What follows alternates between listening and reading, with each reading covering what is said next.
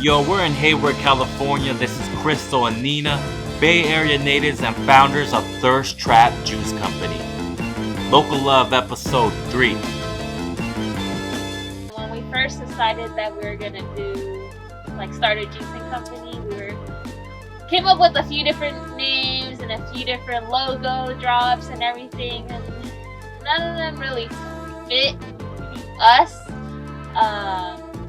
And the name Thirst Trap literally came to me in a dream. Really? Yeah. So I was just dreaming. I dream a lot. So there's one morning I woke up at I don't know what I dreamt about, but I saw or heard Thirst Trap in my dream. I woke up, texted that shit right away. I texted her right away, in the middle of the night, so I didn't forget. And I was like, I found her name. It's gonna be Thirst Trap, and then it's up. This is kind of like the creative genius behind all of our designs and stuff, but I think we just really have similar aesthetic and just similar everything really. Yeah, right. We just do everything ourselves as much.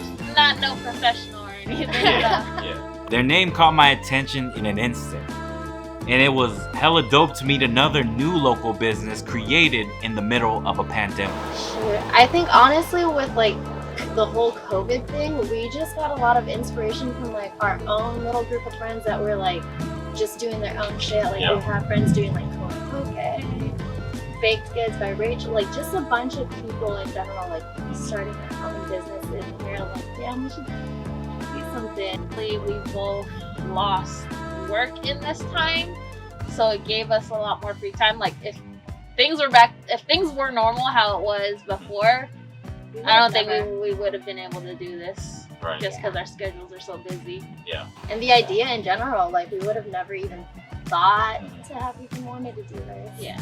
Before I had a chance to try the juice, I learned more about the team and what inspired them to promote healthy living. The menu is full of familiar ingredients, but honestly, the proof is in the grind and the hard work. So she's already in the health Yeah, I work in sports medicine, so yes, in that sense, but also we enjoy doing yoga together. We enjoy working out and just staying fit and healthy. Right.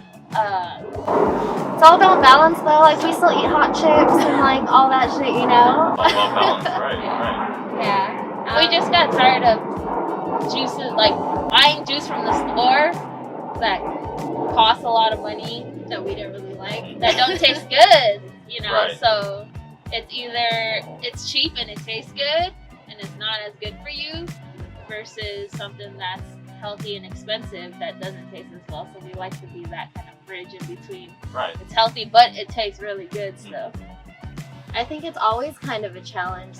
For me personally, when I see something fucking deep fried, I'm automatically drawn to that. So if someone were to tell me hey, buy my healthy juice, honestly, I'd be nah, I'm good. Yeah. But we try to incorporate not try our juice, don't even buy it yet, try it. It's fucking healthy for you and it's fucking good, and usually that's kind of what grabs their attention, I think, and gets you thinking oh, I could do this healthy juice thing. If I didn't. Yeah. If we're at our events, selling at just vending at whatever events are local, a lot of times people will walk by our booth unless we offer a sample. Right. And then, because they'll look at it ooh, maybe pricey. I don't know if the green juice is gonna taste good or whatnot. But we offer them samples, and they always love it. There's not one person who doesn't ever like our juice, and that gets them to buy. So I think just because I think people associate healthy with nasty Right. or doesn't taste good, right? If you're drinking straight greens almost. So we talk about affordability in our communities, but the fast process option is often the most affordable. And if we choose to spend that extra dime, man, where does it come from? In what ways can we counter corporate culture and support localism? That's kind of why we started working with local farmers, actually. We started at first with just regular ass warehouses and stuff in bulk.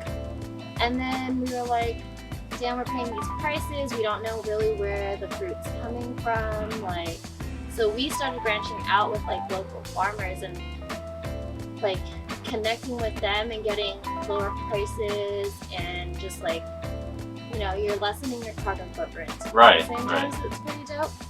But that whole aspect is tight just because like you're also connecting with like smaller businesses. And like even if we're not directly buying things for our juicing company, like just the connections we're making with like all these little local companies are pretty dope because like the support goes both ways. Right. You know? Right. Like bringing all, like that's the definition of connection, you know? So yeah, we literally just went to different farmers markets and talked to different farmers who have fruits and veggies because they all have different things. Some just have strawberries, some just Right. have Yeah.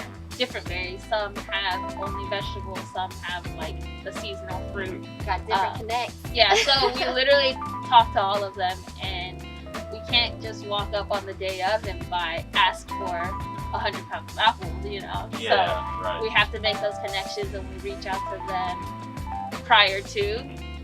So we do buy in bulk from them directly, and we just cut out the middleman. Like we cut out Safeway, you know, Right. we cut out whatever stores, and we just go direct to them.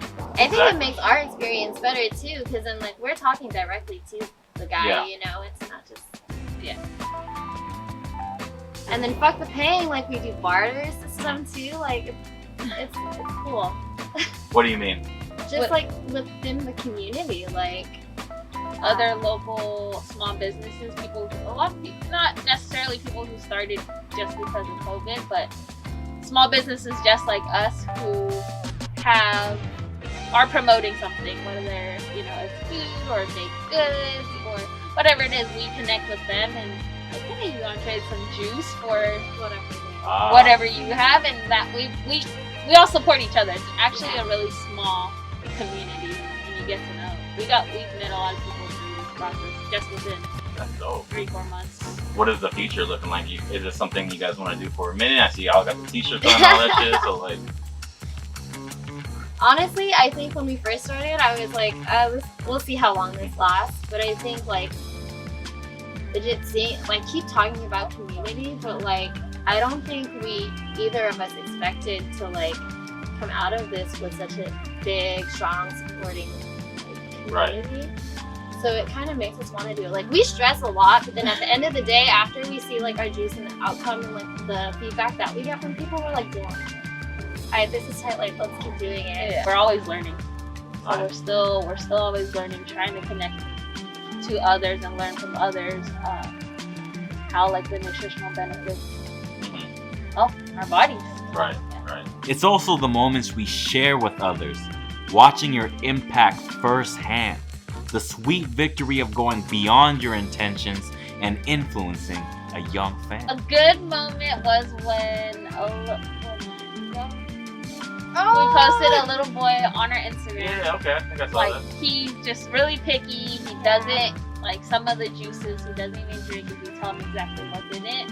But I think his parents said the beet juice was what They called it like purple nectarines. or something. Oh wow. Has Okay. no peaches or nectarines in it, but because of that he drank it. And these are hella strong. And like, now they're hella earthy. Every week they order so much from us of that specific juice because he loves it. And how old is he? God, I don't know. I suck at Four? ages, like 5, 6? Oh, toddler. I don't know.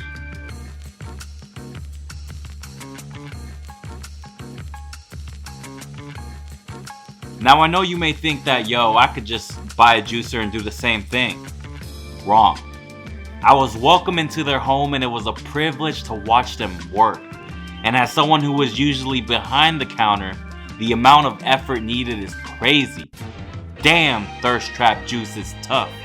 And if you're ever in the East Bay or Bay Area region, hit them up. Bang. Last question. If you guys had to put a message out to the community, what would you say? Stay thirsty. Yeah, I like that. That was good.